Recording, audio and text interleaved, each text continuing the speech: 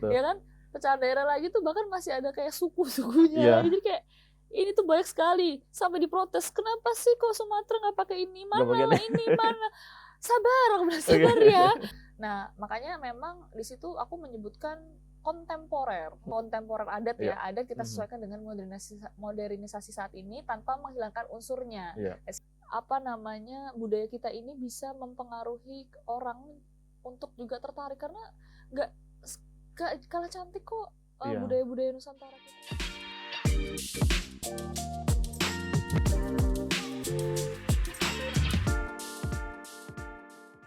Halo Rek, ya apa kabar? Ketemu lagi di Ruang Jujur Jawa Pos, tempat ngobrol santai tapi isinya jujur-jujuran bersama saya Dimas Ginanjar. Kali ini saya kedatangan konten kreator yang isi kontennya suka bikin orang-orang melongo kalau melihat. Dia juga baru-baru ini bikin project yang keren banget, pakai baju adat 38 sesuai dengan jumlah provinsi kita. Nah, langsung aja kita ketemu dengan Dara Saraswati. Halo, selamat siang. Mas Gimana? Dimas, Iya. apa kabar Mas? Baik, Alhamdulillah. Gimana kabarnya? Kabarnya baik, tapi ya cukup prihatin juga ya ngeliat situasi Indonesia saat ini. Iya. Pasti. Dan turut berduka cita juga ya kemarin nenek udah berpulang. Iya, gitu. terima kasih. Itu nenek yang ada di mana? Di Purworejo kebetulan, dari pihak ibu. Nenek dari pihak ibu. Lalu yang aku tahu nih, gitu. Kamu ternyata juga pernah lama di Sidoarjo kan? Betul. Dan Jawa Pos kita sendiri kan sebenarnya headquarter kita ada di Surabaya. Di Surabaya ya. Iya, betul. Nah, di Sidoarjo sendiri, kamu di sana berapa lama sih sebenarnya? Kalau dihitung dari perjalanan hidupku paling lama justru tinggal di Sidoarjo, karena memang dari kecil sampai SMP itu di Sidoarjo. Jadi ya SMP itu kisaran berapa ya? 15 tahun ya. Ya, sekitar 15 tahun aku hidup di Sidoarjo. Di daerah mana? Di Buduran. Makanya KTP-ku KTP Sidoarjo sampai sekarang. Oh, sampai sekarang masih KTP Sidoarjo. Sampai sekarang masih KTP Sidoarjo. Oke. Iya. Berarti kalau kita ngobrol bahasa Jawa bisa ya? Bisa sih, bisa aja. Tapi aku udah agak kecampur sama Jogjanan. Iya. Tapi enggak kok. Nanti karena lama kuliah juga di Jogja. Nanti kasihan editor yang ngasih subtitle. Oh iya benar. Lama nanti nggak selesai nanti. Bahasa kita ya. Oke. Nah, Dara, kita kan tahu nih apa namanya, kamu termasuk yang sekarang lagi banyak follower tinggi banget. Seperti itu kan. Dan saya juga ngecek pertumbuhan followermu tinggi itu ya sekitar di 2 tahunan ini kan, ketika kamu udah mulai bikin konten tentang reaction itu sendiri. Nah, sebenarnya kalau bisa cerita nih flashback gitu, sebenarnya Dara ini siapa sih gitu, terutama ketika di luar panggung media sosial kayak gitu, dan bagaimana awalnya dulu kok bisa tertarik dengan bikin konten reaction tapi menggunakan baju-baju adat seperti kebaya. Aku dulu ya seorang perempuan biasa yang berjuang dalam waktu yang sama, meniti karir dan juga studi dalam waktu yang bersamaan juga. Sempat jatuh bangun juga, bangun beberapa bidang usaha. Terus kemudian pada saat itu sebenarnya pertama kali terjun di industri kreatif ya, lebih tepatnya. Sekarang kan sosial media bisa dikategorikan dalam industri kreatif ya. Itu nggak sengaja. Jadi karena pada saat itu pengen coba bidang bisnis baru, fashion, tapi yang sebelumnya nih kita udah collapse lah intinya kan. Kita pengen coba yang minim resiko, minim modal. Nah pada saat itu ada program affiliate. Jadi coba kita mau tes ombak gitu, bagaimana sih sistem program affiliate ini tuh bekerja. Affiliate dari marketplace atau? Dari salah satu marketplace ya, yang boleh disebut nggak sih? Nggak boleh kan? Ya nggak apa, nanti kita kasih tip gitu. Iya, adalah salah satu ya kan. Kita coba kan itu tanpa modal, cuman perlu kita punya produk apa, kita review, terus kan nanti itu ukurannya bisa kita lihat dari berapa convert to sales-nya. Dan nggak sengaja viral, 2 juta views yang nonton pada saat itu yang bukan nobody, like I don't have any identity gitu. Just review makeup aja untuk tes ombak yang tadi aku bilang gitu. Apakah ini bekerja gitu? Karena kalau ini bekerja, kita akan pelajari patternnya, kita akan implementasikan pada bisnis ini gitu. Yang minim resiko dulu. Akhirnya kita coba dan itu akhirnya convert to sales-nya sangat banyak itu ya. Sehari aku bisa masuk 300 orderan. Oke. Iya. Itu berarti ketika kapan tuh? 2 tahun lalu, 3 tahun lalu Itu atau? 2000 COVID. Oh, ketika COVID. Zaman COVID, iya betul gitu kan.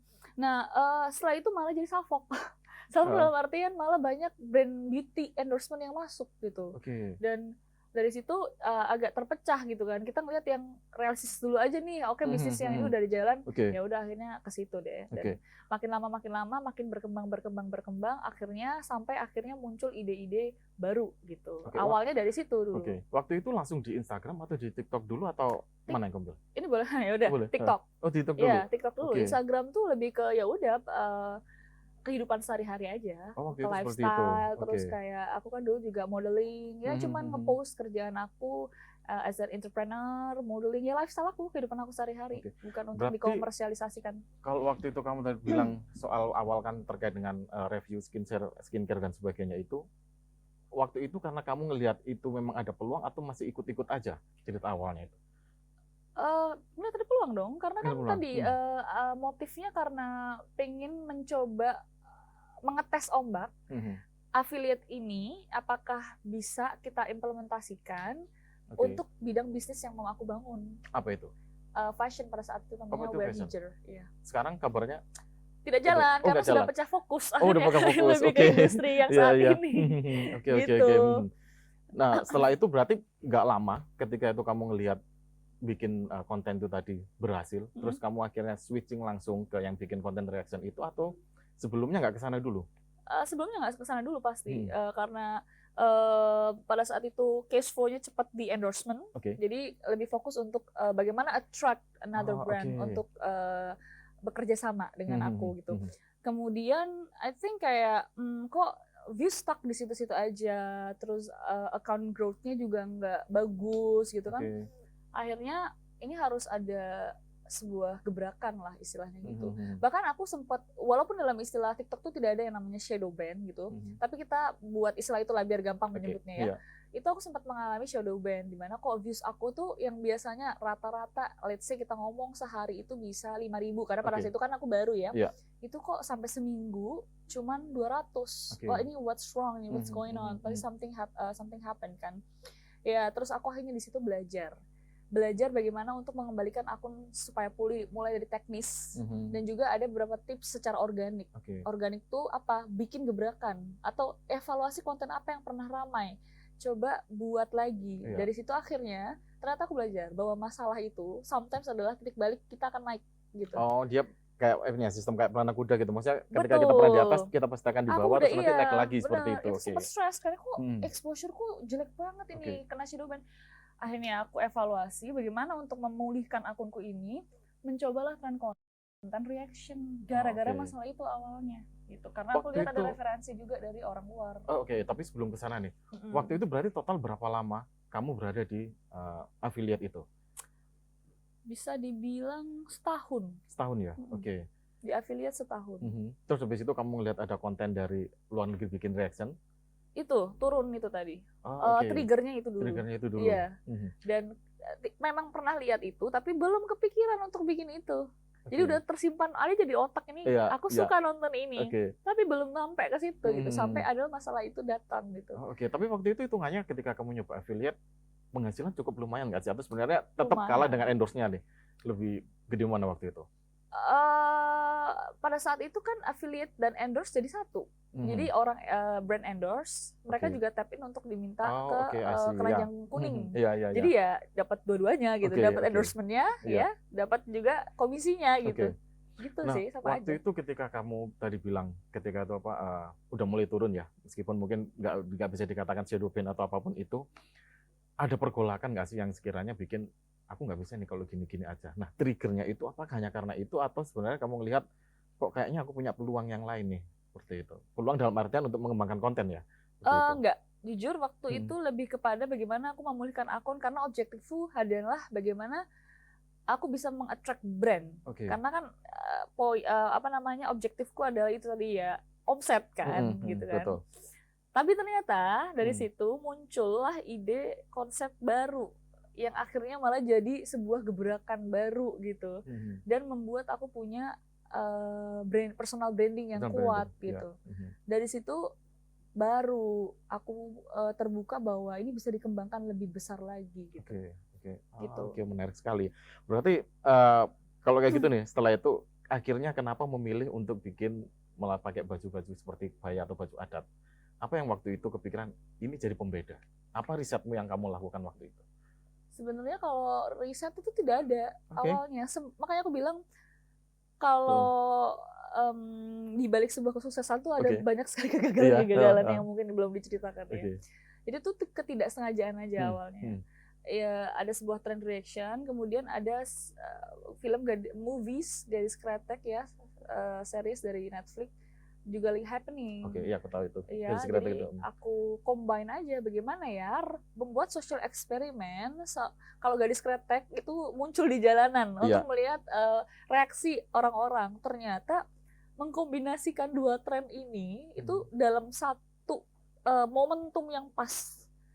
Itu emang benar-benar mungkin ya Masya Allah ya memang waktunya ya. Jadi momentumnya pas gitu ya. Mengkombinasikan dua tren ini sekaligus dengan momentum yang pas, jadi langsung happening gitu. Betul. Nah, itu titik baliknya. Nara, waktu itu kamu masih sendirian dalam artian ketika membuat itu, atau sudah ada tim, atau kamu udah nekat aja laku? Ada tim itu memang sudah ada gitu, karena kan pada saat sebelum masuk ke content reaction itu affiliate kan tetap butuh beberapa editor ya. Jadi pasti lempar kan ke editor untuk ngedit video raw-nya. Jadi pada saat bikin konten itu sudah ada tim gitu. Jadi memang kamu nggak jalan sendiri habis itu ngebentuk tim, tapi tim sudah ada dan ikut switching juga ke bentuk bikin content reaction itu. Walaupun dalam prosesnya bongkar pasang juga sama aja. Kalau itu pastilah itu. Pasti. Tapi waktu itu bisa ceritain lagi nggak lebih detail ketika kamu bikin konten gadis kretek gitu kan? Waktu itu seberapa lama sih kamu mikirin sampai aku mau coba gadis kretek ini? Terus waktu itu kamu ketika nyoba nyari kostumnya seperti apa dan bajunya, kesulitannya seperti apa, tapi kamu akhirnya yakin ini bakal bisa nih, kayak gitu. Ini bakal jadi brandingnya Dara Saraswati itu yang di sini nih. Kalau untuk ngeriset seberapa lama gitu ya durasinya aku memutuskan untuk pakai gadis kretek nggak ada. Ya udah kayak panggilan hati aja.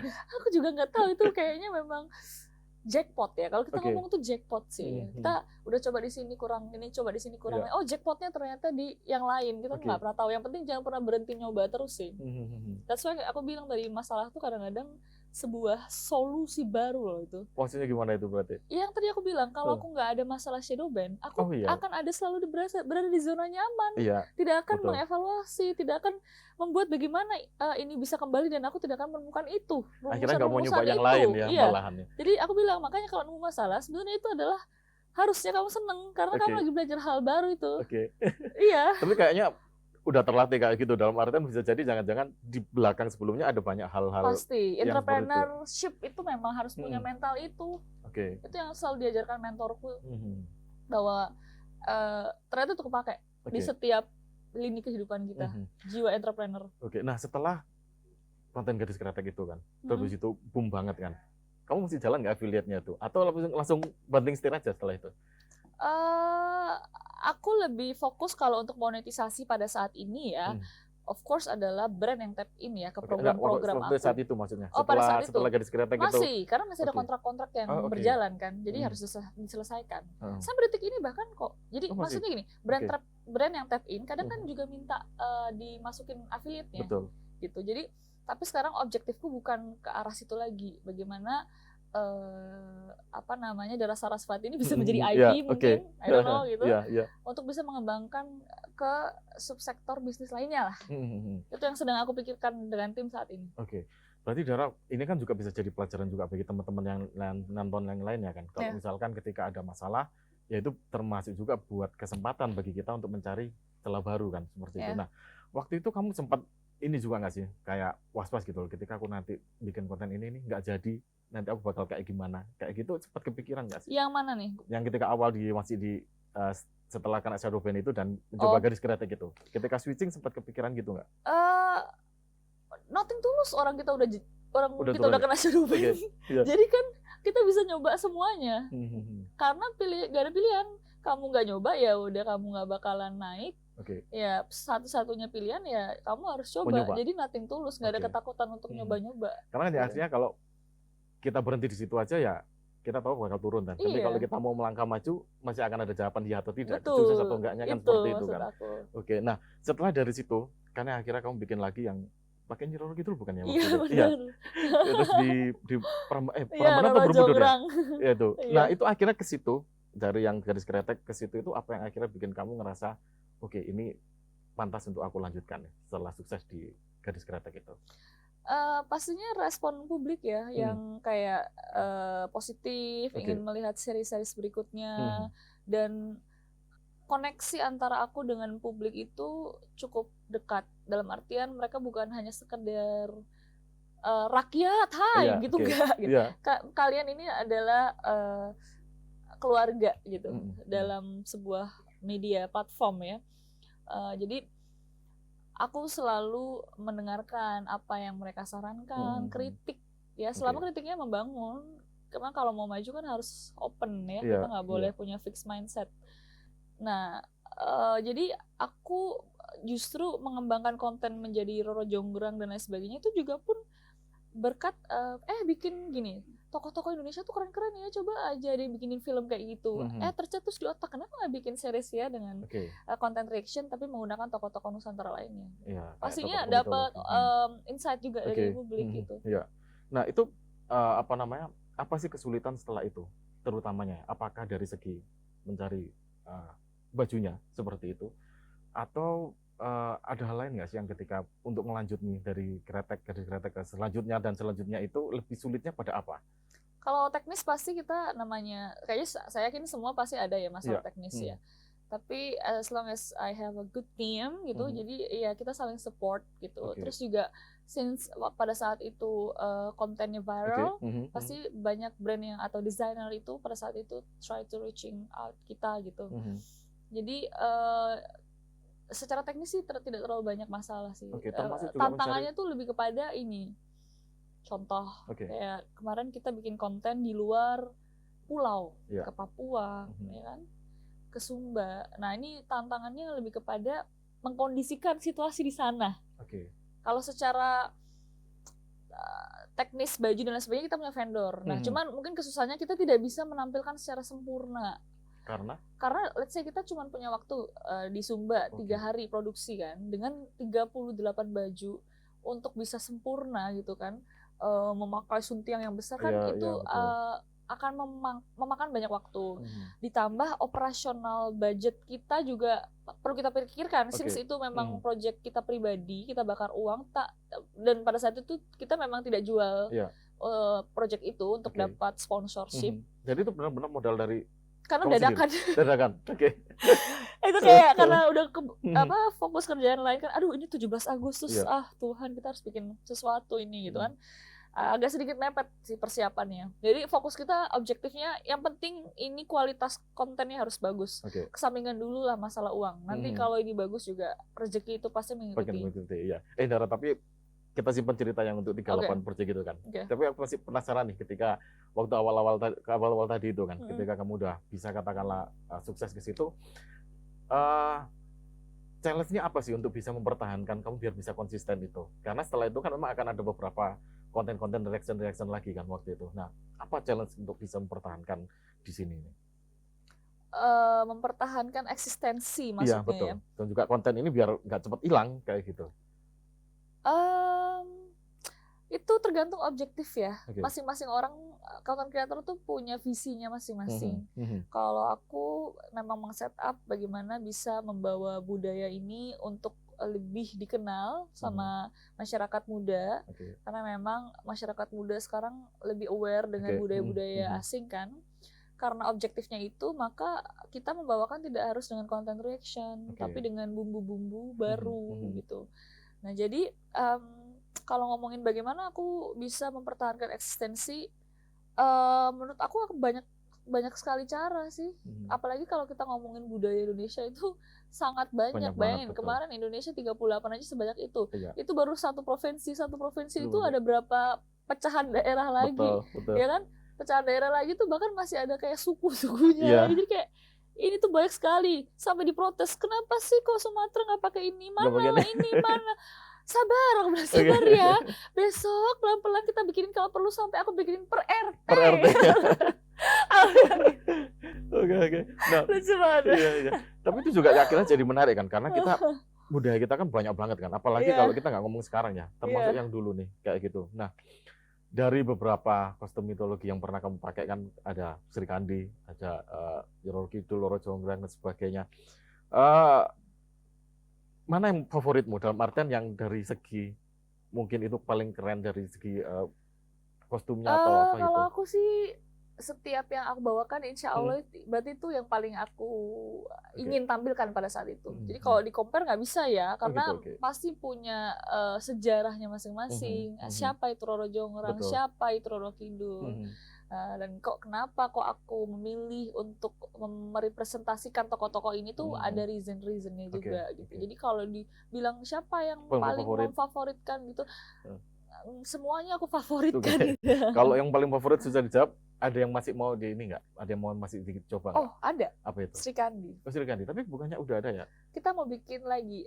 Oh oke. Karena Sri Kandi ini lebih Sri Kandi ini menarik sekali kalau mau kita kulik lebih dalam. Jadi akan ada konten lanjutan pastinya. Oh oke. Untuk tokoh satu ini, Sri Kandi. Tag baru ini. Atau masih yang lama cuma dipoles? Oh of course tag baru. Karena mau bikin campaign ya, bukan cuma sebuah konten, tapi gerakan nanti melalui Sri Kandi ini. Gitu. Kita mau bikin itu sih. Bisa di-spill dikit gerakan apa itu dan goalnya seperti apa? Atau masih belum bisa di-spill deh? Gak boleh. Gak boleh. Ya pasti seru sih. Oke. Nah kalau misalkan ketika kamu memilih sesuatu ya gitu, ketika kamu memutuskan itu lebih pada desain visualnya atau misalkan cerita di baliknya, itu juga menjadi pilihanmu? Cerita di baliknya nomor satu, kedua baru desain visualnya. Karena itu kuat banget, kayak beberapa tokoh yang nggak cuman itu loh, Sri Tanjung aku bawakan dari Banyuwangi, kalau mau dibedah kisahnya, wah itu sangat miris. Itu jadi termasuk akhir kamu milih untuk itu ya? Roro Kidul tuh punya kisah yang miris juga. Miris tuh ironi ya, ironi. Kita tahunya soalnya lebih banyak ke mistis ya kalau Roro Kidul ya. Oke, aku kasih tahu dikit ya. Jadi Roro Kidul itu adalah seorang anak putri raja pada zaman itu. Namanya Putri Kandita atau Kadita, correct me if I'm wrong, antara dua itu. Kemudian ibunya meninggal. Ya. Lalu bapaknya ini menikah lagi dengan seorang ya permaisuri baru lah. Nah, permaisuri baru ini tuh awalnya terlihat baik gitu, dan Putri Kandita ini sangat senang gitu menyambut ibu barunya. Tapi makin lama makin kesini ada perasaan tidak suka. Ini kan kalau kita ngomongin mitologi ya ceritanya, dari ibu barunya ini kepada Kandita, karena perhatian ayahnya kok banyak sekali ke Kandita. Terus ada ketakutan nanti harta warisan dan lain sebagainya ini akan tahtanya kerajaan ini akan jatuh ke Kandita, bukan kepada anak yang sedang dikandungnya. Akhirnya intinya menghasut bagaimana supaya Kandita ini bisa dikeluarkan dari kerajaan, ya. Tapi yang dilakukan tidak bisa, akhirnya menggunakan mistis, jadi kayak ilmu hitam itu untuk membuat seluruh tubuhnya Kandita itu terkena seperti kudis gitu. Nah, kemudian mau nggak mau akhirnya sang istri ini menghasut bahwa ini akan menjadi aib kerajaan. Tolong keluarkan Kandita kalau tidak mau jadi aib untuk kerajaan. Dikeluarkanlah dia, akhirnya Kandita dengan lapang hati keluar dari istana ke hutan. Di dalam hutan, ini ngomongin karena zaman dulu mistis ya, dia dapat bisikan bahwa pergilah engkau ke ujung laut selatan gitu intinya. Ujung bukit yang langsung menghadap ke laut selatan. Di sana kamu akan menemukan jawaban atas apa yang kamu cari gitu. Akhirnya Kandita ini menuju ke sana dan bisikannya adalah diminta untuk loncat ke dalam laut itu. Kandita loncat ke dalam laut itu. Nah, seketika sekujur tubuhnya ini bersih kembali, bahkan dia memiliki kekuatan supranatural lah istilahnya. Dan sejak saat itu dia memutuskan untuk mengabdikan dirinya menjaga laut selatan. Nah, itu kalau mitologinya ceritanya seperti itu gitu. Jadi sebenarnya kalau yang bilang Roro Kidul tuh jahat gitu ya. Nah, ini bedakan nih. Ada panglimanya tuh. Roro Kidul tuh punya panglima yang wujudnya serupa gitu sama Roro Kidul ini aku belum tahu ya, ini kan kan mitologi. Kita nggak tahu kebenarannya ya, kan, gitu. itu kan karena bagian dari mitologi ya. Jadi kalau Roro Kidul tuh digambarkan wise harusnya, berdasarkan pengalaman hidupnya dia ya, dia sosok yang wise dan bijak gitu. Oke. Soalnya yang kita tahu ya kebanyakan musisinya dan dia selalu disalahin kan ketika ada banyak korban di pantai hilang gitu di pantai selatan, gitu, di Paris ya. terutama di Parangtritis gitu ya kan. Itu sama aja kayak politik lah, dia punya tahta, punya kerajaan, punya keroco-keroco, punya panglima juga, punya parlemen mungkin di dalam laut. Jadi yang disalahin tapi tetap pemimpinnya ya. Tapi dari cara kamu tadi bercerita, kamu berarti membaca semua itu ya, dan biasanya nih ya jarang banget ada orang yang suka membaca cerita sejarah sampai sebegitunya. Kalau kamu sendiri emang suka atau memang terbiasa untuk baca dari folklore kecil gitu? Dari kecil suka cerita kayak gitu, cerita rakyat. Oke. Apa favoritmu? Timun Mas gitu kan, Sangkuriang Reng Sumbi. Jadi dia memang suka aja gitu. Iya, dan itu akhirnya kepake ya di sekarang karena kamu terjun di dunia ini gitu. Nah, ini Dara, kita juga mau ngomongin soal proyek kamu yang kemarin di ulang tahun Indonesia ke-80 itu kan. Iya, itu kan 38 pakaian adat gitu kan. Nah, ini sebenarnya kenapa waktu itu kamu bikin kok langsung idenya 38? Padahal ya pasti butuh persiapan yang lebih kayak gitu. Apa yang bikin kamu ke-trigger untuk bikin di 38 provinsi langsung? Ya karena Indonesia saat ini sudah 38 provinsi dan untuk merayakan sebuah kesatuan ya kalau mau dibikin semua kan nggak mungkin. Jadi ya perwakilan gitu. Itu aja sih, sesimpel itu awalnya. Dan kayaknya belum ada ya yang mengangkat 38 baju dalam satu video gitu ya. Kayak ya udah kita buat aja program ini, konten ini sebagai bentuk dedikasi kita terhadap perayaan ke-80 tahun Indonesia kita merdeka. Kamu tulis kalau nggak salah di Instagram itu semuanya butuh waktu di 3 hari kan? Sangat mepet sekali. Kenapa waktu itu, kenapa kok mepet tapi akhirnya tetap harus dijalankan? Pertama, passion. That's why. Passion itu penting. Aku memang cinta, itu benar. Jadi kalau nggak passion pasti udah nyerah kita pasti kayak ya ini tuh kayak ini adalah bangun 1000 candi gitu kan. Karena kita memang sudah passion, makanya gas terus. Dan untungnya kita punya tim yang solid, itu juga penting ya. Tim solid untuk membuat suasana atau vibes itu semakin raket di saat kita lagi ngedown, itu penting gitu ya. Tim yang solid, kemudian passion itu penting. Jadi kenapa tetap memutuskan untuk menjalankan itu ya? Pertama karena passionate dan kita sudah terjun. Ya sudah, selesaikan sampai habis. Jadi selesaikan apa yang kamu mulain ya, seperti itu. Udah selesaiin sampai habis. Challenge terberatnya apa sih, terutama dari ngumpulin 38 pakaian adat itu? Apa yang paling riset sih, itu yang aku tekankan terus ke desainerku. Karena dalam jangka waktu yang sangat mepet persiapannya, tolong pastikan bahwa tidak ada kesalahan dalam baju ya, karena ini akan fatal gitu. Nah, makanya memang di situ aku menyebutkan kontemporer, artinya adalah modifikasi. Kontemporer itu adalah penyesuaian sebuah, let's say kita ngomongin kontemporer adat ya, adat kita sesuaikan dengan modernisasi saat ini tanpa menghilangkan unsurnya. Let's say kita tetap pakai motifnya gitu, detail-detail itu. Jadi aku sampaikan kontemporer karena kalau aku ya objektif kalau fokusnya ke pakem takutnya kurang menarik aja gitu. Anak muda kurang terima, kurang bisa kayak kok gini gitu. Kalau ada kontemporer kan jadi cantik kayak gitu-gitu. Jadi memang itu mungkin juga aku garis bawahi ya, underline bahwa itu adalah kontemporer sekali lagi. Nah kalau kita ngeliat jadinya kan emang luar biasa banget kan. Masya Allah, amin. Dan suka banget, aku juga ngeliatnya suka banget gitu. Nah tapi kalau ngeliat lagi di belakangnya nih, seribut apa? Berapa banyak tim yang waktu itu terlibat di situ? Sedikit. Serius? Berapa? 7 orang, tapi bisa 4 orang outsider. Oke. Jadi nih aku, Putri, Inof tuh monitor dari Jakarta. 2 orang outsider. Sorry 8. 4 orang, 2 orangnya ini rental mobil. Itu juga sangat berjasa banget buat kami ya, karena dia yang tahu celah-celahnya ini bagus di sini dan sebagainya. Jadi dia sangat membantu untuk memetakan Sumba seperti apa. Itu juga sangat membantu kami. Nah, alasan memilih Sumba itu apa waktu itu? Kenapa harus nggak Sumba? Orang alamnya secantik itu. Iya, betul sih. karena itu sih. Cuman karena alamnya cantik aja ya? Itu gitu. Dan Indonesia Timur memang sangat cantik. Gak cuma Timur sebenarnya, Iya. Jawa pun punya gitu. Cuma memang saat ini lebih pingin mengekspor Timur ya, karena menurut aku Timur ini juga sangat potensial ya untuk menarik wisatawan baik dari domestik maupun mancanegara. Iya, itu yang semoga aja pemerintah bikin tiket pesawat ke timur jadi makin murah. Itu maksud saya. Kenapa mahal sekali ya ke sana ya? Sangat mahal. Lebih murah ke luar negeri daripada ke timur. Bapak Ibu tolong ya, ini biar memudahkan anak-anak muda berkarya, dimurahkan ya tiketnya ke sana, betul. Terima kasih. Nah, kalau dari 38 tadi itu, ada nggak sih yang paling sulit dalam artian untuk merealisasikan dari baju adatnya itu? Dan waktu itu gimana caranya kamu tetap bisa meyakinkan ke tim gitu? Ya ini tetap harus jalan nih. Kalau satu ini nggak bisa, ya semuanya nggak akan bisa jadi lengkap.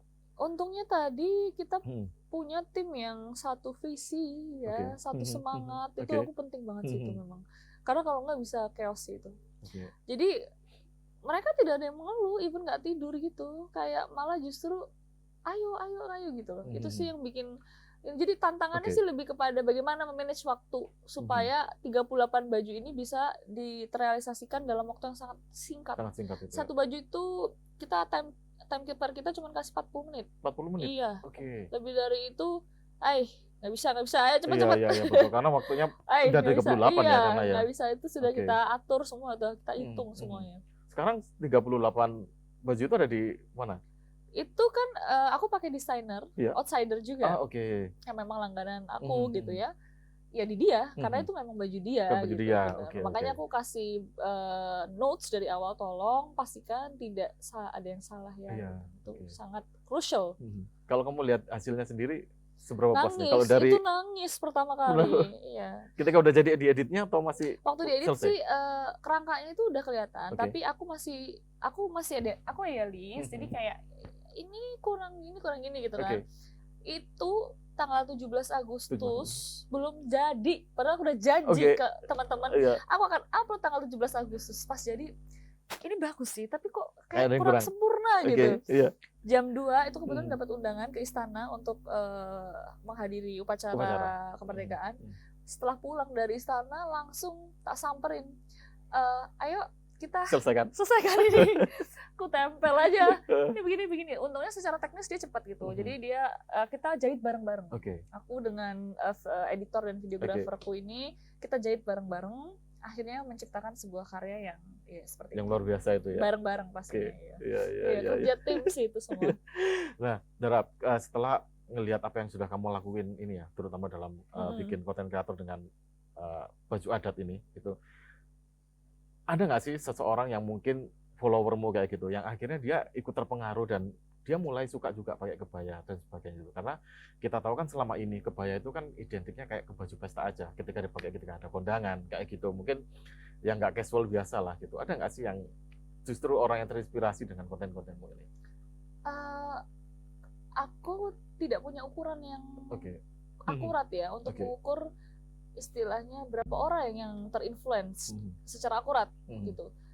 Tapi aku tuh seneng karena itu kan tujuan aku, ya kan, untuk istilahnya memperkenalkan budaya ini ke generasi muda. Kalau mereka mengikuti konten yang sama, ya masya Allah, alhamdulillah, berarti ukuran tujuannya tercapai gitu. Tapi aku tidak pernah mengukur gitu, dan menurut aku nggak penting gitu. Maksudku kayak bukan harus siapa yang nomor satu, enggak kayak ayo bareng-bareng itu lebih bagus gitu menurut aku. Aku sangat seneng banget. Bahkan aku mau bikin campaign yang melibatkan nantinya teman-teman. Bukan influencer lagi, tapi benar-benar teman-teman nih. Ada salah satu campaign besar juga yang akan aku buat di tahun ini. Di tahun ini insya Allah dengan international content creator yang insya Allah akan datang ya kalau jadi, dan melibatkan juga teman-teman, bukan artis atau influencer, tapi benar-benar kita melibatkan teman-teman semua. Orang bisa kok gitu. Nah, kalau tadi kamu bilang ada kepuasan tersendiri ya, sebenarnya apa yang kamu targetkan nih ketika bikin konten ini sudah tercapai nggak sih? Atau sebenarnya kamu melihat perjalananku masih panjang untuk memperkenalkan? Apalagi kan beberapa kontenmu juga kamu bikin konten reaction juga di beberapa negara kan, ada dari Korea, waktu di Jepang juga seperti itu. Kalau kamu lihat udah merasa udah cukup atau masih belum? Belum dong. Apa yang masih kurang? Ukuran ya, ukuran itu penting ya untuk mengukur sebuah istilah kayak KPI ya, performa kerja kita atau step-step yang kita lakukan ini sudah kita kalau ngomongin on the right track sudah on the right track, tapi belum mencapai daripada visi yang aku buat sendiri ya untuk memperkenalkan not only in Indonesia but around the world gitu. Bagaimana sih budaya Korea tidak hanya menjajah Indonesia, tapi bagaimana Indonesia bisa menjajah budaya mereka gitu. Itu yang seharusnya kita lebih aware gitu. Tapi itu kan PR yang sangat besar sekali dan nggak mungkin kamu kerjakan sendiri. Justru kan? Itu semakin besar, semakin banyak yang bisa kita buat dong. Kalau pendek, cepat habis. Apalagi yang perlu kita lakukan. Makanya mimpi itu harus besar. Harus besar. Ya, setuju sih kalau itu. Tapi ini juga ya Dara, yang aku melihat yang hal menarik lagi dari kamu adalah soal kamu juga terbiasa untuk speak up terkait dengan isu sosial politik seperti itu kan. Kayak terbaru ini juga ketika demo kemarin gitu, apalagi ada dari teman sealma mater kamu yang sampai harus meninggal dunia, dan kamu juga beberapa kali speak up itu di Instagram. Kalau kamu lihat sendiri seperti apa sih peranmu itu selain di influencer tadi itu, tapi juga di ini? Menurut saya peran influencer nih saya underline influencer, berarti orang yang mempengaruhi itu memiliki tanggung jawab yang sangat besar sih. Saya pernah melakukan beberapa kesalahan pada saat masih naif ya, dan suara kita ini sangat berpengaruh untuk massa itu bergerak. Jadi hati-hati sekali dalam ini yang saya pelajari dalam menyampaikan suara. Ya, karena itu mempengaruhi audiens. Impact-nya bahkan bisa ke se-chaos ini. Bayangkan kalau semua influencer membicarakan tentang ujaran kebencian, itu kan sangat bahaya. Tapi untungnya influencer Indonesia ini sangat bijak, dalam artian mereka bisa melihat mana yang provokator, mana yang memang perlu disuarakan, mana yang memang kapan kita perlu meredam. Nah, itu semua situasi kita sekarang kondusif itu juga berkat influencer yang speak up. Dan mereka cukup pintar untuk memetakan yang tadi saya bilang, kapan harus bersuara, kapan harus redam, kapan harus push atau tuntutan 17+8 kepada pemerintah itu segera direalisasikan 5 September deadline-nya, tapi tetap dengan cara yang sopan, tidak anarki. Nah, ini penting sekali karena itu tadi, mereka mempunyai efek untuk menggerakkan massa. Jadi saya di sini sebagai bagian dari influencer pastinya sedih kalau melihat Indonesia terpecah belah.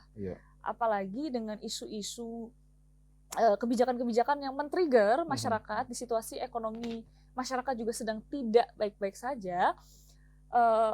Pasti ini bisa menjadi bahan untuk mereka-mereka provokator yang ingin menunggangi juga nih isu ini bahaya menurut saya. Sangat bahaya dan sudah terjadi ricuh sekali gitu. Jadi kita nih harus pintar sih. Kalau tidak tahu, misalnya harus belajar gitu ya. Karena sebagai warga negara Indonesia kita harus juga mengamati kinerja pemerintah gitu ya. Karena mau dibawa kemana arah negara ini gitu. Kita juga perlu mengamati sih. Iya, tapi itu menurutku juga bagian hal yang menarik sih dari kamu, karena ketika yang lain mungkin agak memilih untuk menjauhi pembahasan yang seperti ini gitu, tapi beberapa kali kamu juga speak up juga. Itu kan sesuatu yang rasanya jadi paket komplit kan kalau di Dara sendiri kayak gitu. Nah, sebelum kita tutup nih perbincangan kita Dara, kamu kan juga selain dari influencer ini, kamu juga kemarin juga ada film juga ya kan di Sayap Patah, terus juga kamu juga sempat ngerilis single juga seperti itu kan. Nah, mana sih sebenarnya yang Dara banget gitu dari beberapa hal yang udah kamu lakuin ini? Gimana ya? Kalau ngomongin yang aku banget, aku passion aja membuat sebuah seni. Aku ternyata memang kita kan kadang perlu menganalisis kekuatan dan kelemahan kita kan. Nah, ternyata Allah memberikan gift itu berupa seni gitu, seni di dalam diriku gitu. Tapi aku juga tidak boleh idealis. Artinya bagaimana aku bisa memonetisasi ini juga, karena bukan aku objektifnya kepada materi ya, tapi kan kita butuh itu untuk terus berkarya, untuk terus menghidupi tim-tim kita juga kan, ya kan. Jadi Sekarang sih passionnya ya aku idealis tapi bagaimana juga tetap bisa harus realistis gitu ya, menggabungkan dua idealis itu supaya bisa makin meroket. Oke, pertanyaan terakhir nih Dara, apa target terbesarmu dalam waktu 5 tahun ke depan? Target terbesarku dalam waktu 5 tahun ke depan adalah at least banyak orang luar yang ingin pakai atau tahu budaya tentang Indonesia. Itu sih ukuranku dulu. Pakai atau tahu budayanya nih? Dari tahu akhirnya pada kepakai. Baru kepakai, dari tahu dulu ya? Betul. Sama kayak kita misalnya, orang-orang Indonesia yang terinfluence oleh K-pop culture gitu kan. Mereka kan suka dengan style-stylenya idol K-pop. Nah, ukurannya kan di situ ya. Bagaimana budaya kita ini bisa mempengaruhi orang untuk juga tertarik, karena nggak kalah cantik kok budaya-budaya Nusantara kita ini. Dan itu tadi punya cerita yang dalam, deep, yang kalau mau kita telusuri gitu. Berarti ya semoga nanti ke depannya Indonesia nggak hanya dikenal melalui wisatanya aja, tetapi juga karena budayanya seperti itu ya. Budayanya sih cantik banget. Itu salah satu kain Sumba yang aku pakai itu, kalau tahu proses produksinya itu 1,5 tahun. 1,5 tahun dan itu menggunakan pewarna alami dengan teknik ikat tenun ya, tenun ikat ya. Jadi itu dari hulu hilir kalau aku bisa bilang ya, benar-benar dia pakai pewarna dari bunga ya, dari daun untuk warna-warna yang mereka butuhkan. Makanya takes hampir ya takes 1 year ya, 1 tahun gitu. Jadi memang sangat otentik loh itu, dan punya makna loh. Setiap daerah motif batiknya itu mewakili bagaimana lingkungan daripada daerah itu tuh bekerja gitu. Makanya Sumba kenapa sih kok kuda ya, karena di Sumba banyak kuda liar gitu. Jadi punya maknanya sebenarnya. Seru banget obrolan kita, Dara. Banyak banget sebenarnya yang masih bisa kita gali, tapi rasanya takutnya obrolan kita menjadi terlalu panjang nih, nanti yang nonton juga akan bosan. Jadi mungkin kapan-kapan kita akan coba undang lagi Dara ke sini untuk kita ngobrolin proyek-proyek yang akan datang lagi seperti itu. Terima kasih buat teman-teman semuanya yang sudah menyempatkan diri untuk menonton. Ikuti terus channel YouTube di Jawa Post TV, dan sampai ketemu lagi di acara selanjutnya.